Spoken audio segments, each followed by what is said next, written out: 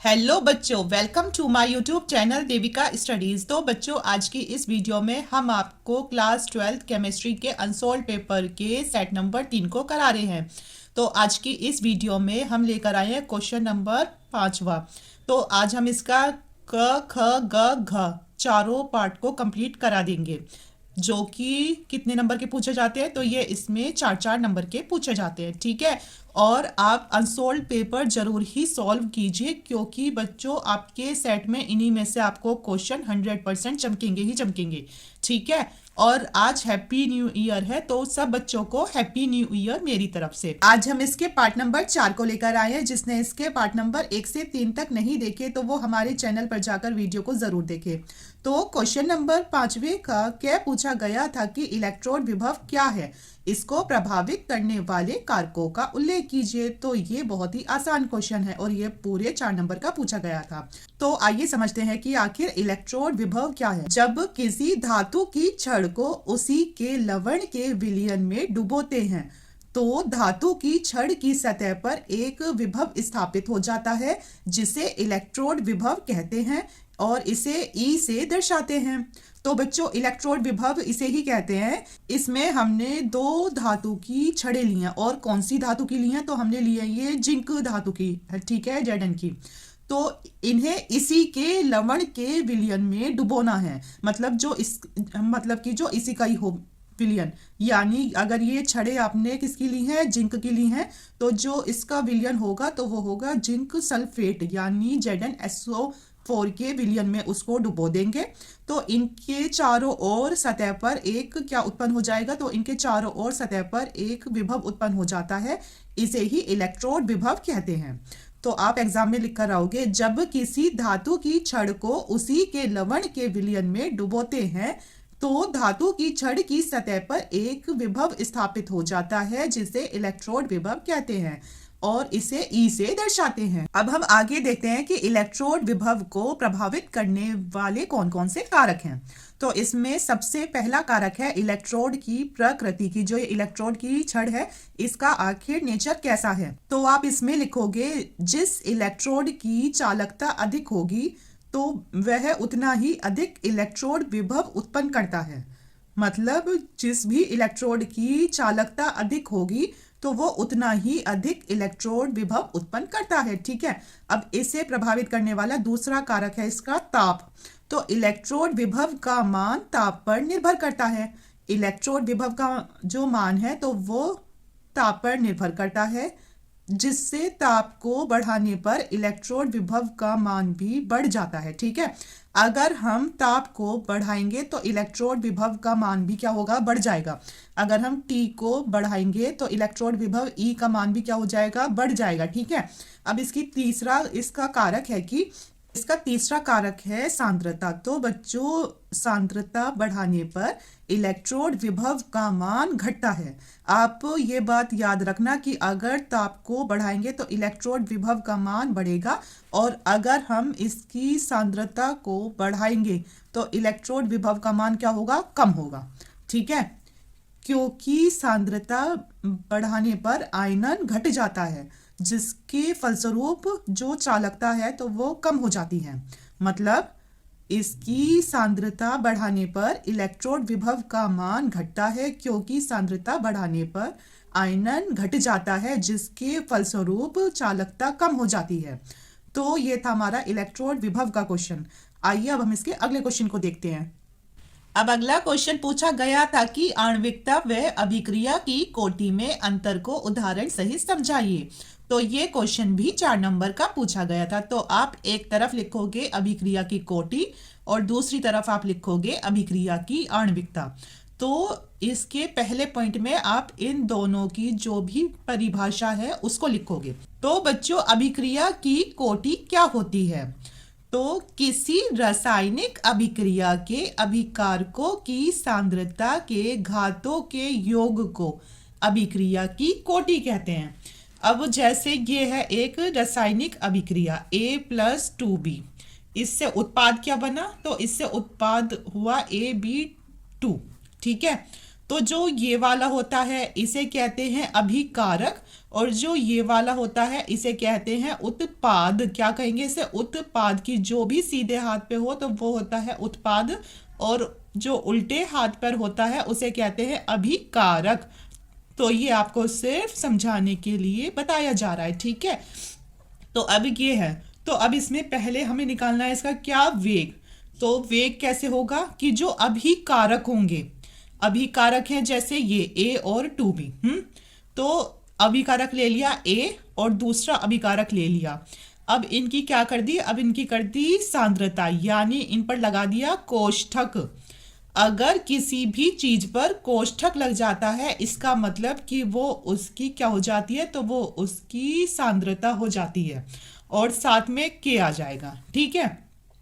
तो अभिक्रिया की कोटि क्या होती है? कि किसी रासायनिक अभिक्रिया के अभिकारकों ए और बी की सांद्रता, इनकी जो ये सांद्रता है के घातों के योग को अभिक्रिया की कोटि कहते हैं। तो अब आपको इसकी जो ये सांद्रता है इनके ऊपर लगानी है इनकी घातें। तो घातें क्या होती हैं इनकी? तो इसे इधर समझा दूं, घातें क्या होती हैं? जो ये ए है तो इसके मतलब इसके आगे जो होगा तो वो ही इसके ऊपर चला जाएगा। तो ए के आगे तो कुछ नहीं है, तो समझो एक है। अब जो ये बी है, ए इसके आगे क्या है? दो है, तो ये ऊपर चला जाएगा। तो यही होती है इसकी घातें। तो इसमें बोला गया है कि सांद्रता के घातों के योग को, तो जो एक और दो है इसकी घातें, तो इनका जो योग होगा इसे ही अभिक्रिया की कोटि कहते हैं। तो कितनी हो गई? तीन हो गई ना, कि एक और दो तीन। अब इसमें है कि आखिर अभिक्रिया की आणविकता किसे कहते हैं? तो इसमें लिखोगे किसी प्राथमिक अभिक्रिया। अब ये प्राथमिक अभिक्रिया क्या होती है? तो प्राथमिक अभिक्रिया होती है कि जो एक चरण में ही पूरी हो जाती है, यानी सिर्फ एक स्टेप में ही पूरी हो जाती है। तो इसका एग्जाम्पल लेते हैं H2 प्लस I2। तो इससे क्या बना? तो इससे बना 2HI, ठीक है। किसी प्राथमिक अभिक्रिया में भाग लेने वाले अभिकारक के अणुओं की संख्या को, तो अभिकारक होते हैं, अभी समझाया कि जो उल्टे हाथ पर होते हैं, तो इन अभिकारक के अणुओं की संख्या को अभिक्रिया की आणविकता कहते हैं। तो इनकी संख्या कितनी है? एक अणु ये रहा, दूसरा अणु ये रहा, तो कितनी संख्या है? तो इसकी आणविकता होती है 2 हो गई, है ना, क्योंकि इधर एक अणु ये रहा, दूसरा अणु ये रहा। तो अभिक्रिया की आणविकता होती है कि जो अभिकारक होते हैं तो उनके अणुओं की संख्या ही अभिक्रिया की आणविकता कहलाती है, ठीक है। अब इसमें दूसरा इसमें पॉइंट लिखोगे कि इसका दूसरा पॉइंट है कि यह एक प्रायोगिक मान है और जबकि यह एक सैद्धांतिक मान है। तो बच्चों ये प्रायोगिक क्यों है? क्योंकि जो है तो ये एक्सपेरिमेंट द्वारा प्राप्त होती है, यानी इसका किसमें? लैब में टेस्ट किया जाता है, ठीक है। अब तीसरा पॉइंट है कि यह शून्य भी हो सकती है, और जबकि जो आणविकता है तो ये कभी भी शून्य नहीं हो सकती, ठीक है। जो हमारी अभिक्रिया की कोटि आई है तो ये हमारी क्या हो सकती है? तो ये हमारी शून्य भी हो सकती है, पर जो ये आणविकता है तो ये कभी भी शून्य होती नहीं है, ठीक है। इसका चौथा पॉइंट है कि जो अभिक्रिया की कोटि होती है तो यह पूर्णांक, धनात्मक और ऋणात्मक तथा भिन्नात्मक हो सकती है। और ये पूर्णांक का मतलब 1 2 3, और साथ में क्या भी हो सकती है? और साथ में ये शून्य भी हो सकती है। और ये क्या हो सकती है? और ये होगी क्या? धनात्मक, मतलब ये प्लस में भी हो सकती है, और दूसरा ऋणात्मक मतलब कि ये माइनस में भी हो सकती है, और तीसरा क्या है? तो इसमें चौथा है भिन्नात्मक, यानी 1/2 2/3, मतलब इस वाले रूप में भी ये हो सकती है। और जबकि जो हमारी आणविकता होती है तो यह केवल पूर्ण संख्या हो सकती है, जैसे 2 4 ऐसे, ठीक है। अब इसका अगला पॉइंट है कि इसे प्रयोगों द्वारा ज्ञात किया जाता है, और जबकि जो हमारी आणविकता है इसे क्रिया विधि द्वारा ज्ञात किया जाता है। तो ये था इनके बीच में अंतर। अब इसमें हम अगला क्वेश्चन देखते हैं। ओहो, अगला क्वेश्चन है IUPAC नाम बताना है आपको, ठीक है। तो आप बच्चों समझ लीजिए कि अगर ऐसे दे रखा है K3AlF6, तो इसमें समझिए आप कि ये क्या होता है? जो उल्टे हाथ पर होता है इसमें ब्रैकेट में, तो ये तो होता है केंद्रीय धातु परमाणु। क्या होता है? तो ये होता है केंद्रीय धातु परमाणु, और जो इसके साथ होता है तो वो होता है हमारा लिगेंड, ठीक है। आगे समझ में? तो इसमें सबसे पहला काम करते हैं, जब भी इसका आईयूपीएसी नामकरण करते हैं तो सबसे पहले इस लिगेंड का नाम लिखा जाता है अगर उल्टे हाथ पर कुछ ना हो। पर अगर इस ब्रैकेट के उल्टे हाथ पर कुछ है तो सबसे पहले उसी का नाम लिखा जाएगा, ठीक है। और अगर इस ब्रैकेट के उल्टे हाथ पर कुछ नहीं है तो सबसे पहला नाम आएगा किसका, तो सबसे पहला नाम आएगा इसके लिगेंड का, ठीक है। तो अब जैसे ये दे रखा है आपको, ठीक है, तो इसमें आप सबसे पहला नाम लिखोगे इसका, तो इसे कहेंगे नॉर्मल, क्या कह देंगे इसे, तो इसे कहते हैं पोटेशियम। अब चाहे इसके नीचे कुछ भी लिखा हो उससे कोई मतलब नहीं है, तो सीधा इसका नाम लिखेंगे तो इसका नाम होता है पोटेशियम। अब दूसरा किसका नाम लिखेंगे, अब दूसरा लिखेंगे कि जो इसमें क्या है, इसके लिगेंड का नाम। तो लिगेंड में क्या है नीचे, तो इसमें है छह, छह को कहते हैं हेक्सा। छह को क्या कहा जाता है, तो इसे कहा जाता है हेक्सा। और एफ को क्या लिखेंगे, एफ को लिखेंगे हम फ्लोरो, ठीक है। और एक बात और समझिए, अब इसका नाम हो गया, इसका हो गया, अब बात आई इसकी, किसकी, केंद्रीय धातु परमाणु की। देखो आपको सबसे पहले याद रखना है कि अगर इस ब्रैकेट के उल्टे हाथ पर कुछ है तो सबसे पहले उसका नाम आएगा।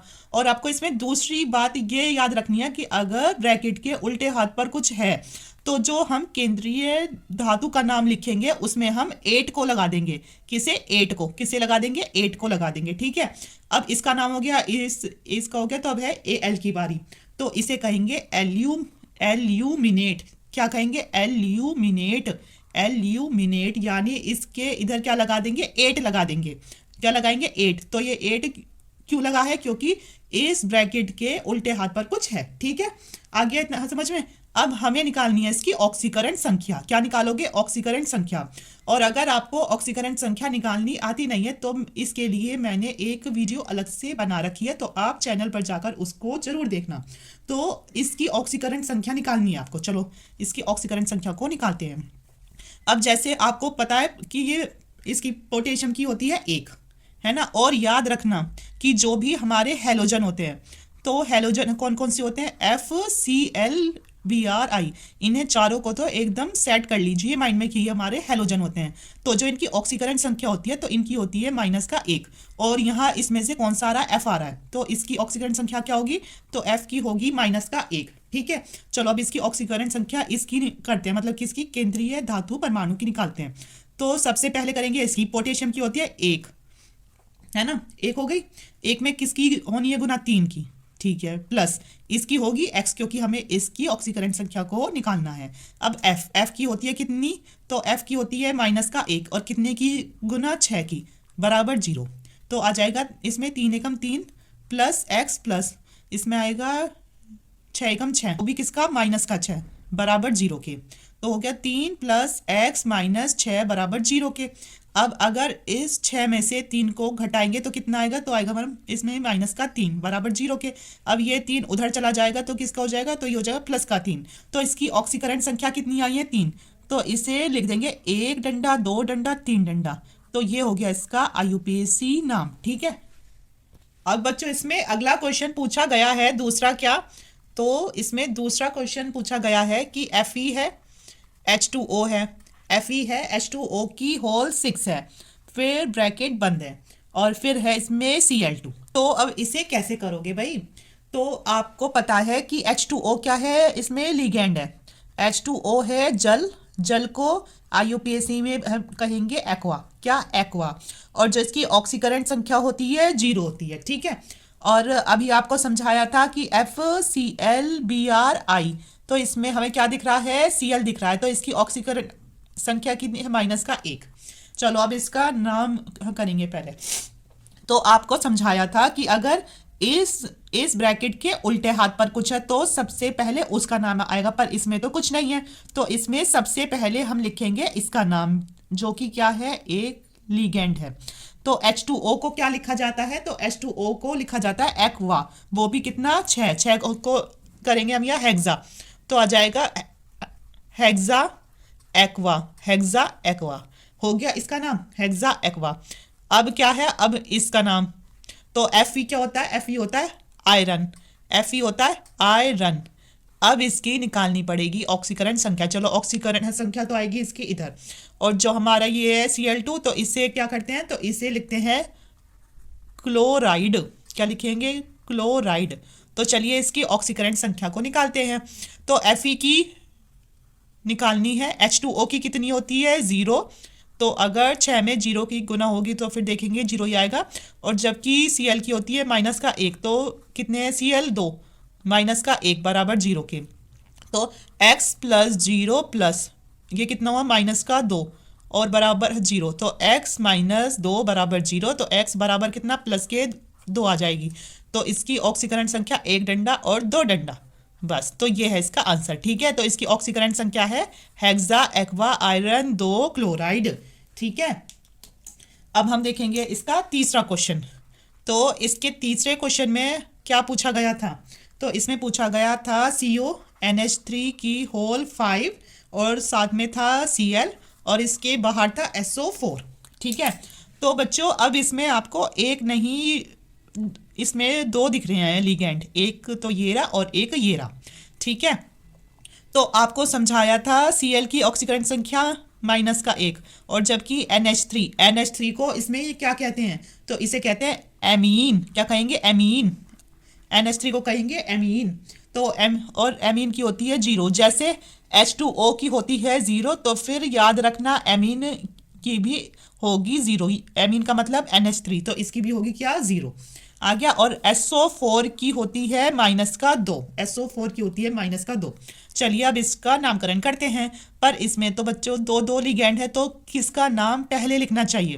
तो NH3 को कहते हैं एमीन, यानी A से शुरू, और जबकि इसे क्या कहते हैं, तो इसे कहते हैं हम क्लोराइड, यानी ये है C से शुरू। तो पहले A आता है या C आता है, A आता है, तो इसका नाम आएगा।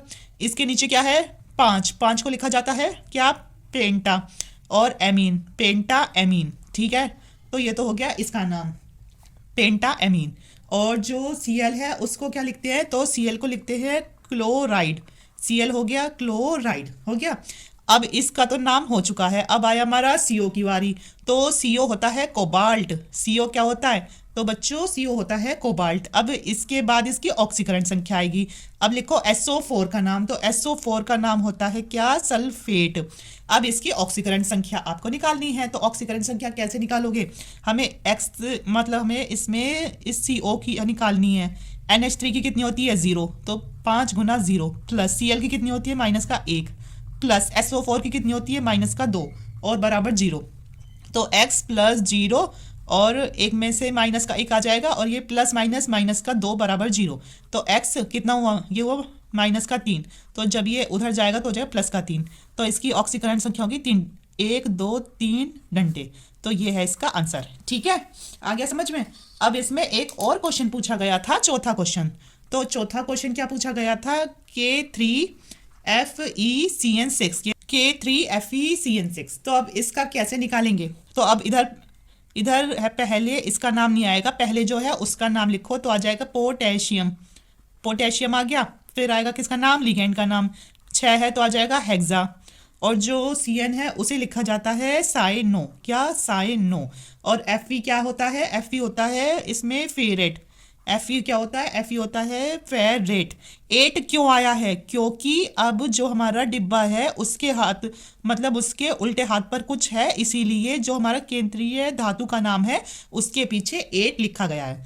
अब इसकी ऑक्सीकरण संख्या आपको अगर निकालनी है तो कैसे निकालोगे, ऑक्सीकरण संख्या। तो हमारा ये पोटेशियम की क्या होती है, पोटेशियम की 1 होती है, तो 3 गुना 1 प्लस Fe की हमें निकालनी है, और जबकि जो CN होती है उसकी भी -1 ही होती है।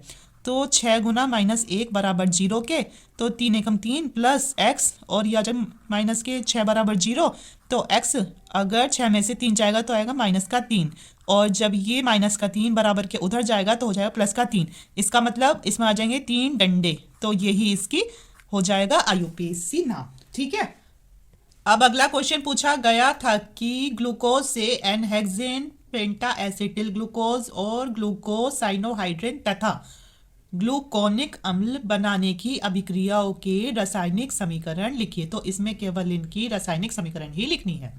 तो ये क्वेश्चन भी 4 नंबर का पूछा गया था। तो इसमें सबसे पहला है कि ग्लूकोज से एन हेक्सेन को बनाना।